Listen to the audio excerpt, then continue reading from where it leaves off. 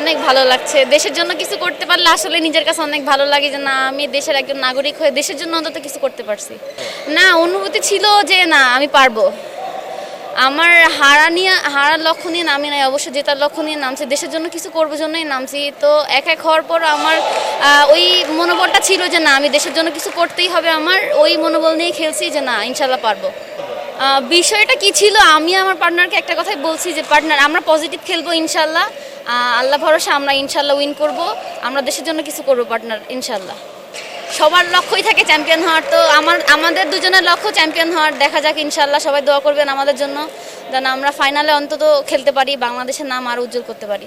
এখন আমাদের শিডিউল দেয় নাই যে হচ্ছে আমাদের সেমিফাইনাল কখন হবে। আমাদের এই তো তাও তো হবে 7-8 বছর বা 6 বছর।